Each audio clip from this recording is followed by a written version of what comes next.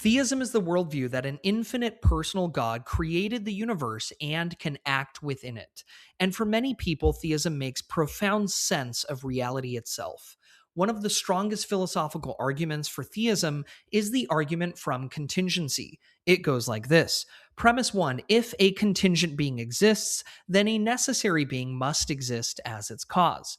Premise 2: a contingent being exists, therefore a necessary being must exist as its cause. At first, this may sound abstract, but the core idea is actually very simple.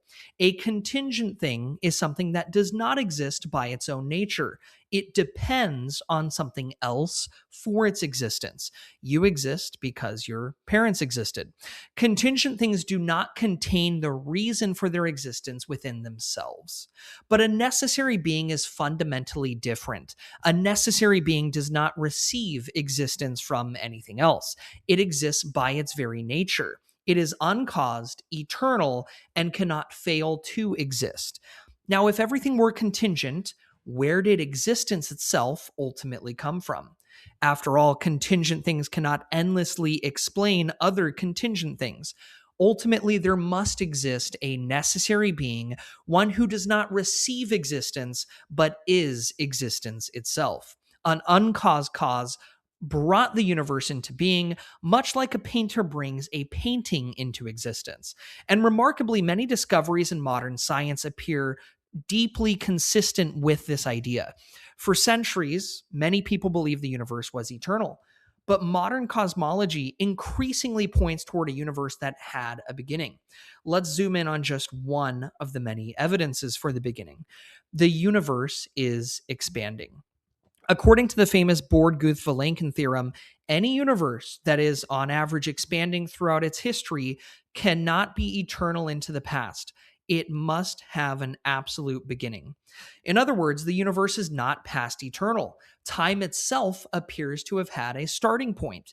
And if time, space, matter, and energy all began to exist, then the cause of the universe must logically transcend them. The cause would have to be timeless, spaceless, immaterial, and enormously powerful. But the case for theism doesn't stop there. Over the centuries, philosophers and theologians have developed many powerful arguments for God's existence. The Kalam cosmological argument, the design and fine-tuning arguments, the moral argument, the ontological argument, arguments from reason, mathematics, and consciousness, and even evidence for miracles. Interestingly, some philosophers even argue that the sheer number and diversity of arguments for God's existence is itself great evidence for God. Theism provides very strong explanations to many of life's biggest questions. Why is there something rather than nothing? Why does the universe appear ordered and intelligible? Why does humanity possess moral awareness, consciousness, reason, and the deep intuition that life has meaning? But theism also faces one of the deepest and most emotional objections imaginable. If God is all powerful, all knowing, and all loving, why is there so much evil and suffering in the world?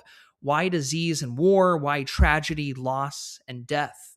This is known as the problem of evil, and it is one of the greatest challenges ever raised against theism.